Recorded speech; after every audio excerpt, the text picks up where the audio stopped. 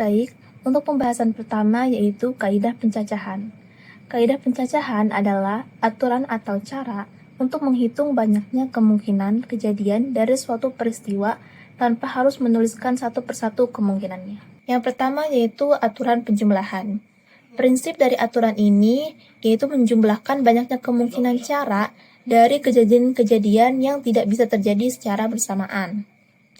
Sesuai dengan definisinya, jika K1 cara melakukan kegiatan 1, K2 cara melakukan kegiatan 2, sampai dengan Kn cara melakukan kegiatan N, serta semua kegiatan tersebut saling lepas, maka ada K1 plus K2 sampai dengan Kn cara untuk melakukan tepat satu kegiatan tersebut.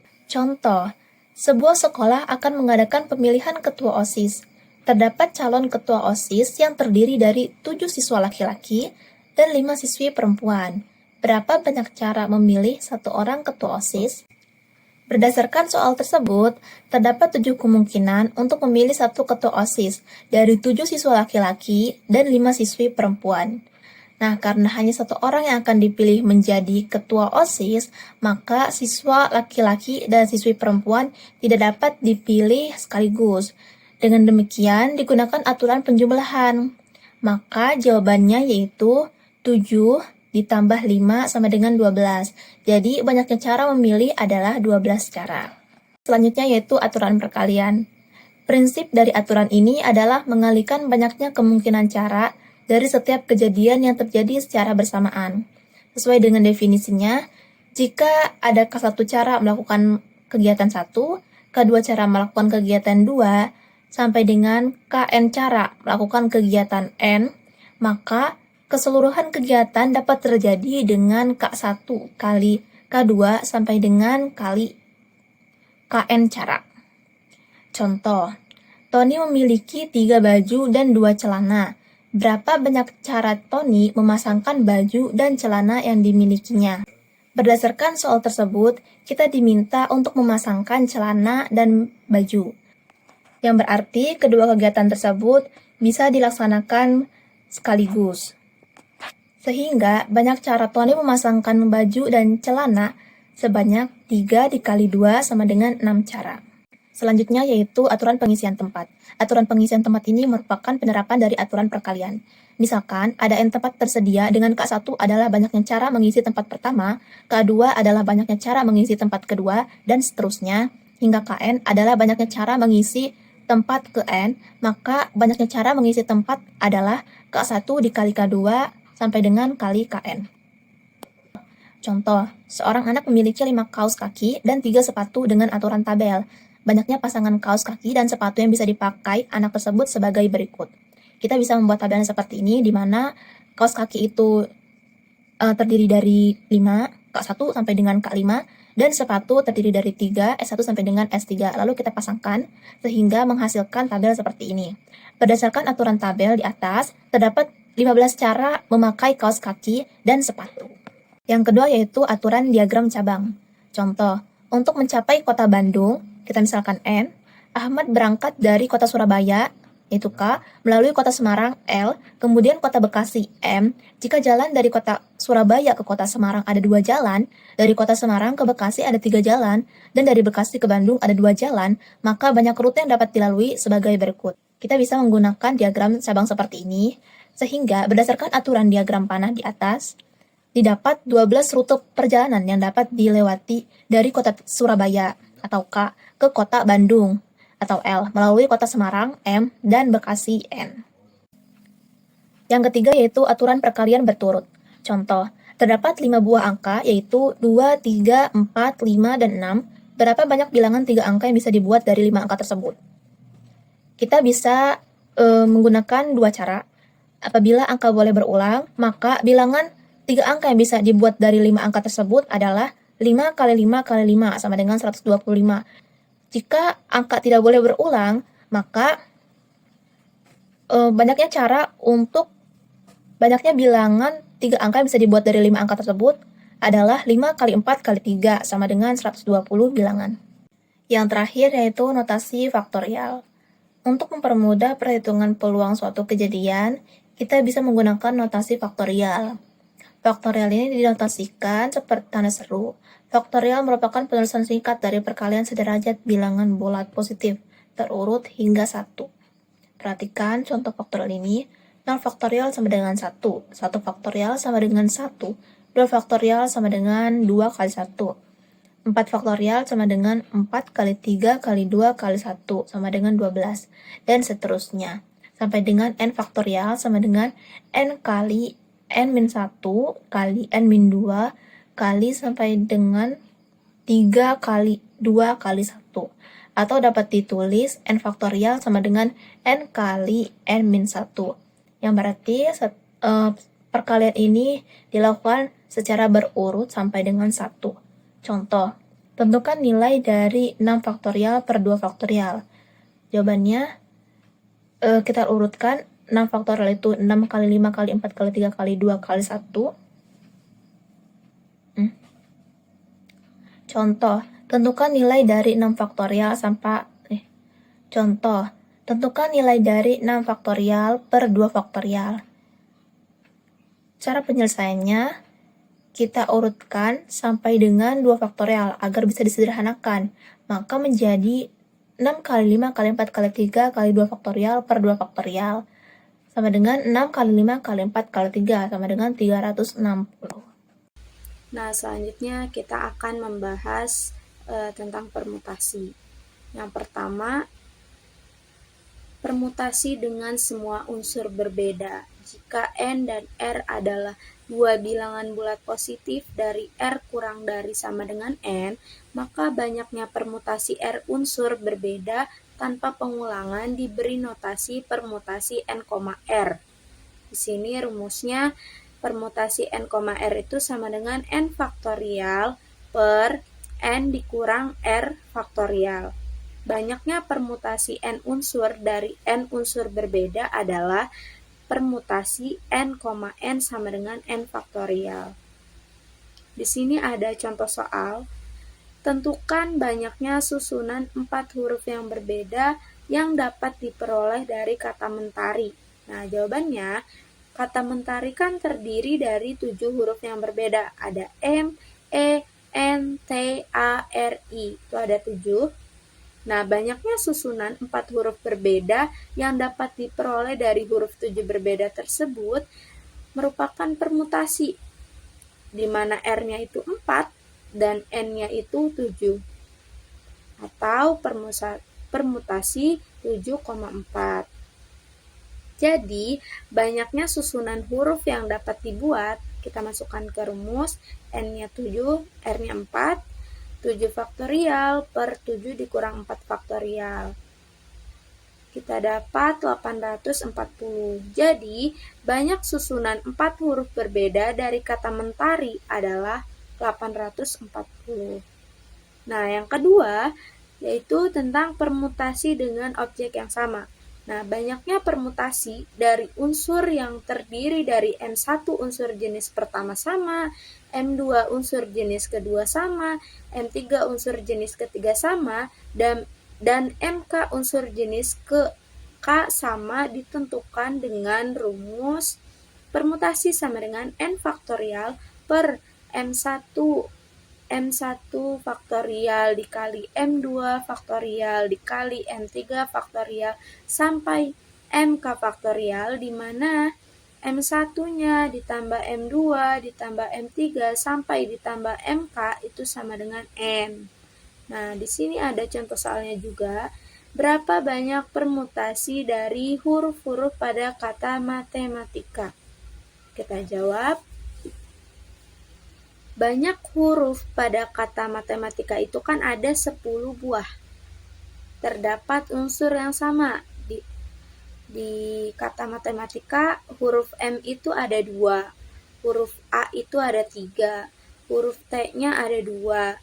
Huruf E, I, dan K-nya ada masing-masing 1.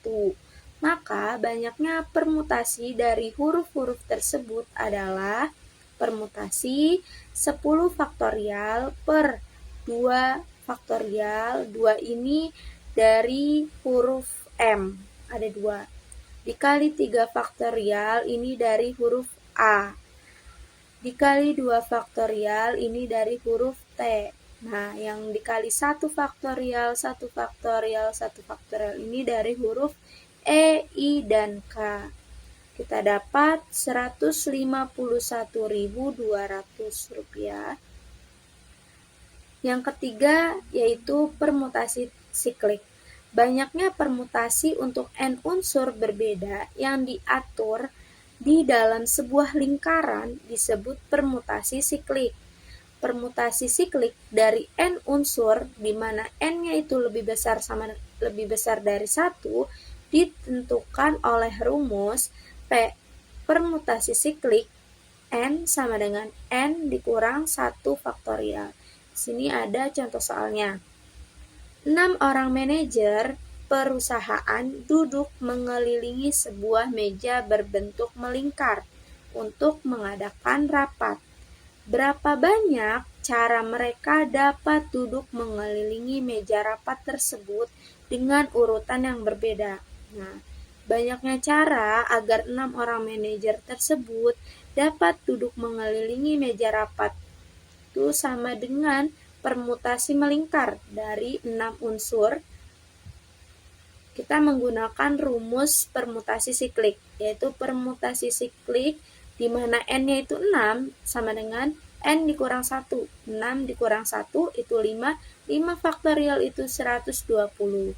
Jadi, banyak cara 6 manajer perusahaan dapat duduk mengelilingi meja rapat tersebut dengan urutan yang berbeda, itu ada 120 cara. Materi selanjutnya yaitu kombinasi. Kombinasi K unsur yang diambil dari N unsur yang berbeda adalah susunan dari K unsur tanpa memperhatikan urutannya, di mana K kurang dari sama dengan N. Untuk yang pertama, di sini kombinasi K unsur dari N yang berbeda dengan K sama dengan N, maka memiliki rumus kombinasi N dari N sama dengan 1. Contohnya, kombinasi 7 dari 7 sama dengan 1. Selanjutnya, di sini ada kombinasi K dari N unsur yang berbeda dengan K kurang dari sama dengan N memiliki rumus yaitu kombinasi K dari N sama dengan N faktorial dibagi K faktorial dikali dengan N min K faktorial. Selanjutnya di sini ada contoh soal. Yang pertama, berapa banyak kelompok yang terdiri dari 3 siswa yang berbeda dapat dipilih dari 20 siswa pandai untuk mewakili sekolahnya dalam kompetensi matematika. Di sini kita menggunakan rumus kombinasi K dari N sama dengan N faktorial dibagi K faktorial dikali N min K faktorial. Karena di sini kita akan memilih 3 siswa dari 20 siswa, maka kombinasi 3 dari 20 sama dengan 20 faktorial dibagi 3 faktorial dikali 20 dikurang 3 faktorial. Sama dengan 20 faktorial dibagi 3 faktorial dikali 17 faktorial. Maka kita sederhanakan, didapatkan hasilnya yaitu 1140. Jadi, banyaknya kelompok yang dapat dibuat yaitu sebanyak 1140 kelompok. Selanjutnya nomor 2 di sini, berapa banyak cara yang dapat Asahi lakukan untuk memilih satu buku atau lebih dari 5 buku? Jawabannya yaitu buku dapat dipilih satu persatu, dua-dua, dan seterusnya. Jadi, banyaknya cara yang diminta yaitu kombinasi 1 dari 5 ditambah kombinasi 2 dari 5 ditambah kombinasi 3 dari 5 ditambah kombinasi 4 dari 5 ditambah kombinasi 5 dari 5. Sama dengan 5 ditambah 10 ditambah 10 ditambah 5 ditambah 1. Sama dengan 31 cara. Jadi, banyaknya cara yang dapat dipilih oleh Asahi yaitu sebanyak 31 cara. Selanjutnya di sini ada soal formatif yang dapat kalian kerjakan. Materi selanjutnya akan dijelaskan oleh rekan saya. Baik, selanjutnya adalah materi peluang suatu kejadian.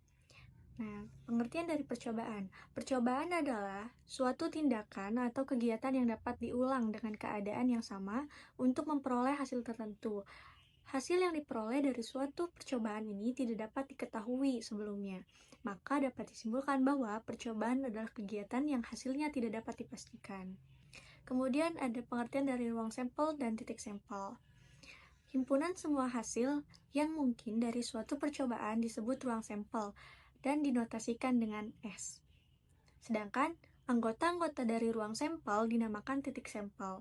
Kemudian yang selanjutnya adalah jenis kejadian. Yang pertama ada jenis kejadian sederhana. Kejadian yang hanya memiliki satu titik sampel. Contohnya, muncul angka 3 saat melempar satu dadu. Kemudian yang kedua ada kejadian majemuk. Kejadian yang terdiri dari 2 atau lebih titik sampel. Contohnya, muncul bilangan genap saat melempar satu dadu. Yang ketiga adalah kejadian acak. Kejadian yang hasilnya tidak dapat dipastikan sebelum percobaan dilakukan. Contohnya saat melempar koin. Nah, pada saat kita melempar koin, muncul pelemparan koin itu ada 2, yaitu angka dan gambar. Nah, kemudian yang terakhir adalah kejadian tunggal. Kejadian yang hanya terjadi sekali dalam satu percobaan dan tidak dapat dipecahkan lagi. Contohnya, muncul angka 5 pada saat dadu sekali lempar. Nah, dan yang terakhir adalah kejadian tunggal. Kejadian yang hanya terjadi sekali dalam satu percobaan dan tidak dapat dipecahkan lagi.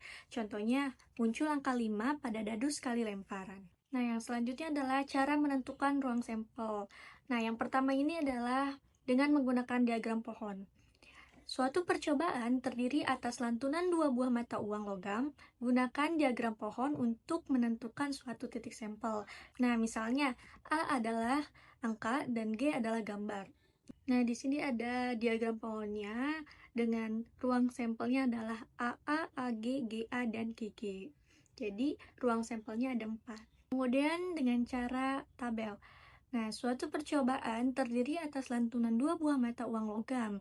Gunakan tabel untuk menentukan semua titik sampel. Sama seperti diagram pohon tadi, di mana lantunan 2 buah mata uang logam ini memiliki ruang sampel 4, yaitu AA, AG, GA, dan GG. Yang ketiga adalah dengan cara diagram kartesius. Dengan menggunakan diagram kartesius, kita dapat menyajikan sebagai hasil pemasangan dari 2 titik yang berurutan. Nah, di sini ada sumbu X dan ada sumbu Y, di mana kita membacanya dari mulai sumbu X terlebih dahulu. Di sini ada G. G memetakan ke A memetakan ke A. Jadi, ruang sampelnya GA dan AA. Kemudian, untuk sumbu Y yang G, maka kita memetakannya G ke G dan A ke G. Jadi, ada 4 ruang sampel di sini, GA, AA, GG, dan AG. Nah, yang terakhir adalah dengan cara mendaftar. Misalkan A menyatakan munculnya sisi angka dan G menyatakan munculnya sisi gambar. Ada 4 kemungkinan yang dapat muncul, yaitu yang pertama, mata uang 1 muncul A dan mata uang kedua muncul A. Yang kedua adalah mata uang 1 muncul A dan mata uang 2 muncul G. Nah, yang ketiga, mata uang 1 muncul G dan mata uang kedua muncul A. Dan yang terakhir, mata uang 1 muncul G dan mata uang 2 muncul G. Maka diperoleh ruang sampelnya adalah AA, AG, GA, dan GG. Nah, yang selanjutnya adalah rumus peluang, di mana rumus peluang itu adalah PA sama dengan NA dibagi NS. Dengan keterangannya, PA adalah peluang kejadian A, NA adalah banyaknya kejadian A, dan NS adalah banyaknya peluang kejadian S. Kemudian selanjutnya ada frekuensi harapan. Frekuensi harapan adalah harapan yang nilai kemungkinan atau peluang terjadinya paling besar jika suatu percobaan dilakukan sebanyak N kali dan nilai kemungkinan terjadinya kejadian K setiap percobaan adalah PA. Maka frekuensi harapan dari kejadian K adalah, rumusnya adalah FH sama dengan PA dikali N. Nah, contohnya di sini adalah bila kita melemparkan sebuah dadu sebanyak 480 kali, berapakah kita harapkan muncul angka 4? Nah, di sini kita sudah mengetahui bahwa peluang kejadian A-nya ini adalah 1/6, di mana 1 adalah 1 lemparan dan 6-nya itu adalah banyaknya dadu. Nah, jadi PA sama dengan 1/6. Dan N-nya adalah 480 karena sebanyak 480 kali dadu dilemparkan. Kemudian FH-nya itu adalah rumus frekuensi harapan, maka frekuensi harapannya FH sama dengan 1/6 dikali 480 sama dengan 80. Jadi harapannya adalah 80. Kemudian di sini ada frekuensi majemuk.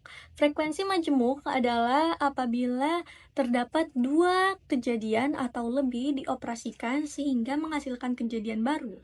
maka kejadian baru itu disebut kejadian majemuk. Kejadian yang majemuk dibagi menjadi 4, yaitu yang pertama komplement, di mana rumusnya adalah P dalam kurung A komplement, di mana si komplement itu disimbolkan dengan huruf C.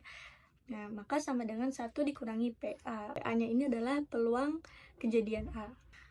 Contohnya adalah sebuah dadu dilemparkan sekali, tentukan peluang munculnya mata dadu lebih dari 2, yaitu sebuah dadu dilemparkan sekali, maka NS-nya adalah 6, dan jika A mata dadu lebih dari sama dengan 2, sehingga A komplement C adalah mata dadu kurang dari atau sama dengan 2, yaitu 1,2, dan N komplementnya adalah 2.